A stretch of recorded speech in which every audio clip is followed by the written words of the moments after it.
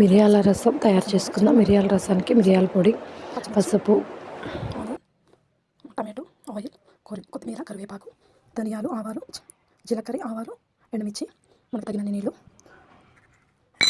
నిమ్మకాయ సైజు చింతపండు. ఇప్పుడు ముందుగా ఇలా ఒక గిన్నెలో మన రుచికి తడి సరిపడా చింతపండు, వాటర్. ఇప్పుడు ఇందులో మిరియాల పౌడర్, రసం పొడి వేసుకున్న తర్వాత చిన్న స్పూన్ పసుపు,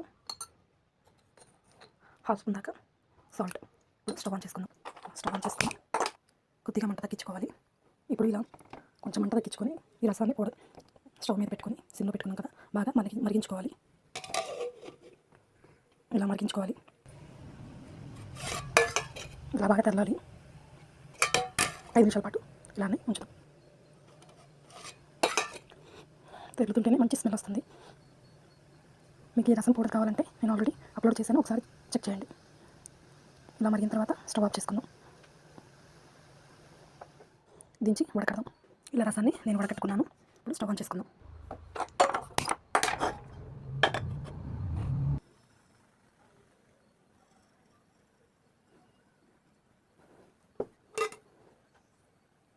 ఇందులో ఆవాలు, జీలకర్ర, ఎండుమిర్చి వేసుకుందాం. కొద్దిగా కరివేపాకు, టమాటో, ఉల్లిపాయ, పచ్చిమిర్చి,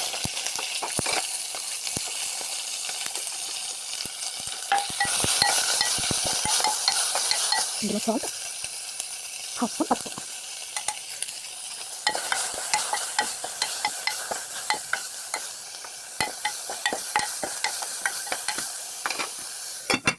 కొంచెం పాటు మగ్గించుకోవాలి. ఇప్పుడు ఇందులో మనం ముందుగా వడకట్టుకున్న రసాన్ని కూడా, కొత్తిమీర,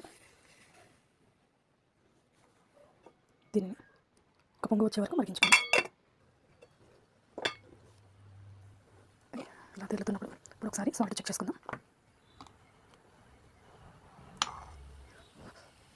కొంచెం సాల్ట్ వేసుకుందాం. ఒక నిమిషం నుంచి మనం స్టవ్ ఆఫ్ చేసుకుందాం.